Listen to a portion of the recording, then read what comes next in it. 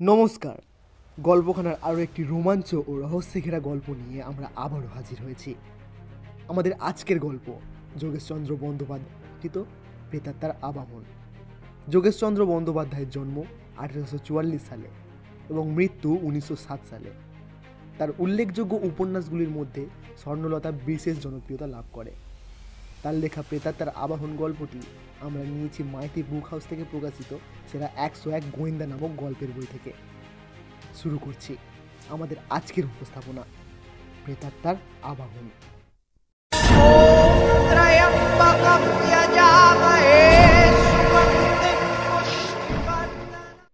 লোকে লোকারণ্য। মাঠের মধ্যে বিরাট একটা ভিড় জমে গেছে। সে এক বিভৎস দৃশ্য। 12-14 বছরের এক ছেলে, নাম তার জনেশ। রক্তমাখা শরীরে পড়ে আছে ছিন্ন ভিন্ন হয়ে। কোনো হিংস্র জন্তু তার নাক মুখ খুবলে খেয়ে গেছে। সুন্দর ছেলে জনেশ। তাকে হৃষ্টপুষ্ট বলিষ্ঠ বলাও চলে। গাঁয়ের স্কুলে ক্লাস 7-এ পড়ত। পড়াশুনোয় ছিল বেশ ভালো ছেলে। তার বিরুদ্ধে মাস্টারদের কখনো কোনো অভিযোগ শোনা যায়নি। পাড়ায় বা গাঁয়েও যে তার কোনো শত্রু ছিল এমন কথাও কেউ কখনো শোনেনি। খুবই নম্র বিনয়ী ভালো ছেলে ছিল জনেশ।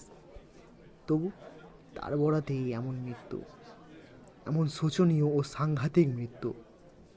সত্যি একেই বলে নিয়তি। ভিড়ের মধ্যে কত কথাই হলো এমনই ধারা। এরপর পুলিশ যখন এসে গেল তখনই ভিড় খানিকটা কমে গেল। কিন্তু দু একটি নতুন লোক পুলিশের আবির্ভাব দেখেই কৌতূহলী হয়ে তাদের পিছু নিয়েছিল। শঙ্কর সেনও ছিল তাদের মধ্যে একজন। পুলিশ ইন্সপেক্টর যোগেনবাবু খুব মন দিয়েই লাশ পরীক্ষা করলেন। লাশ যেখানে পড়ে আছে সেই জায়গাটাও পরীক্ষা করলেন। লাশের নাক মুখ কিছুই নেই, চোখ কানও প্রায় সবই নিঃশেষ হয়ে গেছে।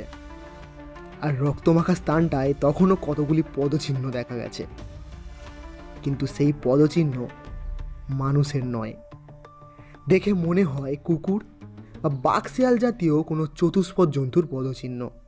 যোগেনবাবু হাঁটু গেড়ে বসে লাশ ও সেই স্থানটা পরীক্ষা করেছিলেন। তিনি একটা দীর্ঘ নিঃশ্বাস ছেড়ে উঠে দাঁড়ালেন। তারপর নিজের মুখের ওপর যেন একরাশ কালি মেখে বললেন, ওহ, কি নিয়তি! এতটুকু বাচ্চা ছেলে, কিন্তু কি সাংঘাতিক তার অপমৃত্যু! না জানি কোন হিংস্র জন্তু ছেলেটাকে একলা পেয়ে এমনভাবে খুবলে খেয়েছে। শঙ্কর খানিকটা এগিয়ে এলো যোগেনবাবুর দিকে। তারপর বিনীতভাবে বলল, আপনি কি এর মৃত্যু কোনো হিংস্র জন্তুর কাণ্ড বলে মনে করছেন? নিশ্চয়ই, কিন্তু কেন বলুন তো? শঙ্কর বলল, আমার বিশ্বাস আপনি যা অনুমান করছেন তা একদম ঠিক নয়। আমার মনে হচ্ছে ছেলেটাকে খুন করা হয়েছে। যোগেনবাবু হঠাৎ করে চটে উঠলেন। তিনি বললেন, মানুষের পায়ের দাগ কি কখনো এমন হয়? নাকি মানুষ কখনো নাকমুখ খুবলে খেতে পারে? এই বলে তিনি ঘটনাস্থলের পায়ের দাগগুলো ও লাশের বিকৃত মুখের দিকে বক্তার দৃষ্টি আকর্ষণ করলেন। শঙ্কর বলল, তার হয়তো অন্য কৈফিয়ত মিলবে, কিন্তু এর মৃত্যু যে মানুষের হাতে এতে কোনো সন্দেহ নেই। হো হো করে হেসে উঠলেন যোগেনবাবু। হয়তো তিনি আরও কিছুক্ষণ হাসতেন ও দু একটি তীব্র মন্তব্য করতেন বক্তার বিরুদ্ধে।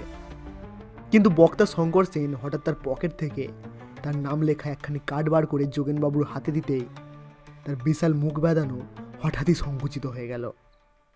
তিনি সংযত হয়ে গেলেন মাঝপথেই আর বিস্ময়ের সঙ্গে অর্ধস্ফুটভাবে উচ্চারণ করলেন, আপনি আপনি সে মিস্টার সেন না? বোম্বাইয়ের বিখ্যাত ডিটেকটিভ মিস্টার শঙ্কর সেনের নাম ইন্সপেক্টর যোগেনবাবুর একেবারেই অপরিচিত ছিল না। কিন্তু তিনি জানতেন না যে শঙ্কর সেনের বাড়ি ছিল সেই গ্রামেই। যাই হোক, নামের কার্ড দেখেই যোগেনবাবু বিস্ময়ে হতবাক হয়ে গেলেন। প্রথমে মনে হয়েছিল ব্যাপারটা একেবারে পেঁচালো কিছু নয়, খুবই সহজ একটা ব্যাপার। হয়তো বাঘ বা শিয়াল কুকুর জাতীয় কোনো প্রাণী জনেশকে খেয়ে থাকবে। অন্তত গ্রামের পুলিশের ধারণা ছিল অনেকটা সেরকমই। কিন্তু গোয়েন্দা শঙ্কর তাতে একটা মোড় ঘুরিয়ে দিয়েছে। প্রথমে সেই আবিষ্কার করেছিল যে জনেশের কপালে ছোট্ট একটি রক্তের বিন্দু দেখা গিয়েছে, আর সেই রক্তবিন্দু নাকি বিষাক্ত তীরের ফলায় হয়েছে। শঙ্কর সেনের এই আবিষ্কারের ফলে পুলিশ মহলে একটা হইচই পড়ে গেছে। তাদের বুদ্ধিতে যা ছিল খুবই সহজ মীমাংসা, তাই এখন এমন জটিল হয়ে উঠবে এ কথা কে ভাবতে পেরেছিল। যাই হোক, তদন্তের ভারটা যে শঙ্কর সেনের ওপরেই পড়বে তাতে কোনো সন্দেহ ছিল না। কার্যত হলো ঠিক তাই। জনেশের মৃত্যু রহস্যের একটা কিনারা করবার ভার সম্পূর্ণভাবে শঙ্কর সেনের হাতেই ছেড়ে দেওয়া হলো। কিন্তু মাসখানেকের মধ্যেও যখন গোয়েন্দা শঙ্কর সেন কোনো কুল কিনারাই করতে পারলেন না, তখন জনসাধারণই যেন কেমন খেপে উঠল সকলের আগে। তারা ডিআইজি, আইজি প্রভৃতির কাছে ঘন ঘন চিঠিপত্র ও টেলিগ্রাম পাঠিয়ে এই ব্যাপারে দ্রুত একটা মীমাংসার জন্য তাদের তাগিদ করতে লাগলো। এমনই সময় হঠাৎ দেখা গেল গোটা কয়েক খবরের কাগজে এক বিচিত্র বিজ্ঞাপন বেরিয়েছে। তাতে লেখা ছিল, এত দ্বারা সর্বসাধারণকে জানানো যাইতেছে যে বর্ধমান জেলার দাসপুর গ্রামে আগামী শনিবার রাত্রি 10টার পর প্রকাশ্য রাস্তায় চলাচল করা বিপজ্জনক হইতে পারে। কারণ মাসাধিক কালই পূর্বের উক্ত গ্রামে জনেশ নামক একটি বালককে কে বা কাহারা হত্যা করায় উক্ত ব্যাপারে তদন্তভার বিখ্যাত ডিটেকটিভ শ্রীযুক্ত শঙ্কর সেনের হস্তে ন্যস্ত রহিয়াছে। তিনি তাহার আদিভৌতিক ক্ষমতায় মৃত জনেশের প্রেতাত্মাকে প্রতি রাত্রিতে তাহার গৃহে আনয়নের চেষ্টা করিতেছেন। তিনি আশা করেন আগামী শনিবার জনেশের প্রেতাত্মার মুখেই তিনি হত্যাকারীর নাম ও ঠিকানা জানিতে পারিবেন। সেই দিন রাত্রে পরীক্ষার কার্য চূড়ান্তভাবে পরিচালিত হইবে। কিন্তু নিহত ব্যক্তির প্রেতাত্মা স্বভাবতই প্রতিশোধ পরায়ণ ও হিংস্র প্রকৃতির হয়। সুতরাং জনসাধারণকে আগামী শনিবার রাত্রি 10টার পর হইতে তাহাদের গৃহ মধ্যে থাকিবার অনুরোধ করা যাইতেছে। ইতি ম্যাজিস্ট্রেট, বর্ধমান। খবরের কাগজে এই বিজ্ঞাপন পড়ে জনসাধারণের কৌতূহল হলো যতটা, তার চেয়েও বেশি হলো তাদের আতঙ্ক ও ভয়। তারা শনিবারের দুদিন আগে হতেই রাত 8টায় দরজা ও জানালা বন্ধ করার অভ্যাস করে নিল। এর ভেতর শঙ্কর সেন যাই করুক না কেন, পুলিশের দলও একেবারে নিষ্ক্রিয় ছিল না। তারা সে গ্রামের ও তার আশেপাশের 3-4খানা গ্রামের সমস্ত বাসিন্দাদের সম্পর্কে পুঙ্খানুপুঙ্খভাবে খোঁজখবর সংগ্রহ করে নিয়ে গেল। কার বাড়িতে কটি লোক, গরু বা ছাগল ভেড়া কটি, কুকুর বেড়াল কটি, কার বাড়িতে কিসের বাগান ও বাগানে কোন কোন ফুল, ফল বা শাকসবজি হয়, সেসব খবরও তারা লিখে নিল। পুলিশের এইসব পাগলামি দেখে কেউ কেউ হাসলো, কেউ কেউ আবার বিদ্রুপ করে বলল, আরে ছাড়ো তো, যত সব গরুর দল এখন পুলিশে ঢুকেছে, তাই গাছপালার খবর না নিলে আর খোঁজ করবে কিসে। শনিবার রাত 10টা বেজে গেছে। বোধ হয় মাত্র মিনিট 10 আগেই সারা গ্রামে একটা থমথমে ভাব ও বিরাট স্তব্ধতা বিরাজ করছে। ভয়ে আজ ডিস্ট্রিক্ট বোর্ডের রাস্তায়ও কেউ আলো দিতে আসেনি। ফলে সমস্ত গ্রামখানি আজ জমাট অন্ধকারে ঢাকা। মনে হয় একটা অন্ধকার বাদুড় যেন তার বিরাট ডানা মেলে গ্রামের আকাশখানি ছেয়ে রয়েছে। হঠাৎ রাত্রির স্তব্ধতা ভেদ করে কোথায় উঠল মেঘ মন্ত্র ও ওঙ্কার ধ্বনি। শুধু ওম আর ওম আর নানা মন্ত্রতন্ত্র, প্রেতের আবাহন। মিনিট 10 একটানা এমনই ভাবে চলল। সহসা বালকের কণ্ঠে কোথায় কে আর্তনাদ করে উঠল, জ্বালা জ্বালা, এ বিষম জ্বালা, ওরে বাবা, চলে গেল সব, চলে গেল মাথা, চলে গেল বুক। আর্তনাদ থেমে গেল, কিন্তু তখনও কার কাতর গোঙানি সেই গ্রামের আকাশে ভেঙে চুড়ে গুঁড়িয়ে পড়ছিল। চাপা কিন্তু বুক ফাটা গোঙানি। একটু পরেই আবার সেই বজ্র আহ্বান, বল বল, কে সে লোক, বল কোন সে দুর্বৃত্ত, বল বুহি মে পেতাত্তান। ডিটেকটিভ শঙ্কর সেনের কণ্ঠ হলেও তা এত সতেজ ও এত মর্মভেদী, এ যে কল্পনা করাই কঠিন। বুঝিবা 2 মাইল দূর থেকেও তার সেই কণ্ঠ শোনা যায়। তার ঝংকার দিয়ে ওঠে প্রতিটি বুকের ভেতর। ওই যে ওই আবার আবার সেই আর্তনাদ, জ্বালা জ্বালা, হ্যাঁ বলবো, সবই বলবো, আজই বলবো। একটু গোঙানি তেমনই মর্মভেদী। তারপর আবার সেই বালকের প্রেতাত্মা গর্জন করে উঠল, কেমন মজা শয়তান খুনি, কেমন মজা, কাছে, আরো কাছে, ওই যে দেখ দেখ, তোর পেছনে কে দেখ। শঙ্কর সেনের ঘরের মধ্যে আর কিচ্ছুটি শোনা গেল না। শোনা গেল ঘরের বাইরের এক পতনের শব্দ। পাশের খোলা ঘর থেকে কে যেন ছুটে বেরিয়ে যেতেই হুমড়ি খেয়ে পড়ে গেল।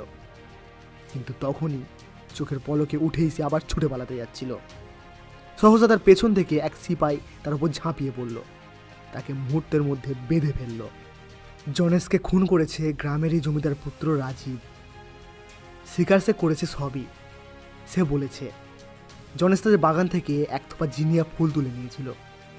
রাজীব তা দেখতে পেয়ে চটে যায়।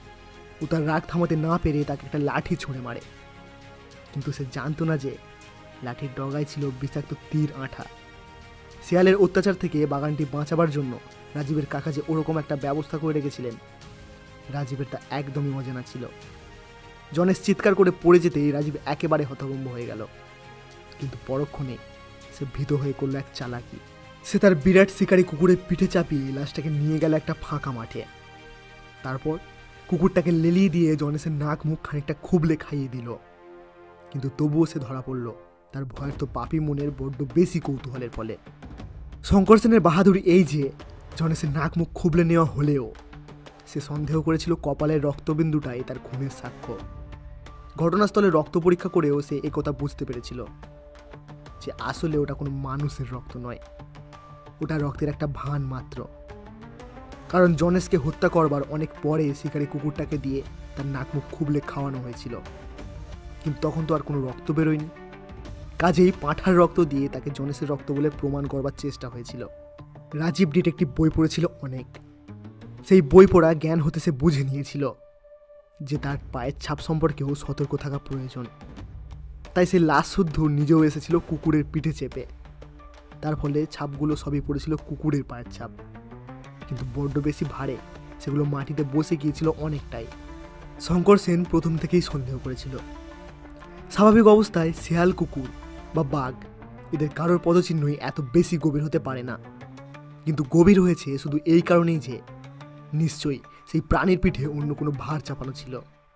এরপর পুলিশ যখন অনুসন্ধান করে খবর দিল যে রাজীবদের বাড়িতে বিরাট একটা শিকারি কুকুর আছে, তখনই সমাধান আরও কিছুটা সহজ হয়ে এলো। শুধু তাই নয়, জনেসের পকেটে ছিল তখনও গোটা কয়েক জিনিয়া ফুল, কিন্তু জিনিয়া ফুলের গাছ সে তল্লাটে কেবল ওই জমিদার বাড়ি ছাড়া আর কোথাও ছিল না। কাজেই শঙ্করের সন্দেহ ক্রমশই রাজীবের বাড়ি লক্ষ্য করেই ঘোরাফেরা করছিল। কিন্তু ওই বাড়িটা হলেও সে বাড়িতে তো লোক কতই আছে, তাদের মধ্যে খুনি কে? সে প্রশ্নের মীমাংসা করে দিল শঙ্করের আদি ভৌতিক প্রক্রিয়া। কলকাতা থেকে সে রেকর্ড করিয়ে আনলো তার নিজের ভাষার প্রেতাত্মার আবাহন ও জনেসের সমান বয়সী কোনো বাচ্চা ছেলের আর্তনাদ ও তার গোঙানি প্রভৃতি। সেগুলো অদৃশ্য স্থানে অ্যাম্পলিফায়ারের সাহায্যে বর্জনাতে বেজে উঠল। আসল খুনি তাতে সন্ত্রস্ত হয়ে উঠল। তারপর অদম্য কৌতূহল নিয়ে সে নিজেই জানতে গিয়েছিল কি বলে সেই মৃতের প্রেতাত্মা। তার নাম যদি সে সত্যিই প্রকাশ করে দেয় তাহলে পালিয়ে যাবে সে তৎক্ষণাৎ। এই ছিল তার উদ্দেশ্য। কিন্তু সে জানতো না যে এমনই বন্দোবস্ত করা ছিল সেই দরজা বেজানো খোলা ঘরে, যে ঘরে সামান্য শব্দটিও তখন খুব বড় হয়ে শঙ্করের কানে বেজে উঠেছিল। কাজেই রাজীবের প্রবল শ্বাস প্রশ্বাস শঙ্করের কাছে ধরা পড়ে গেল মুহূর্তের মধ্যেই, আর তারই ফলে হলো তার গ্রেপ্তারি। বলা বাহুল্য পুলিশ সেজন্য তৈরি হয়েছিল বহু আগে হতেই।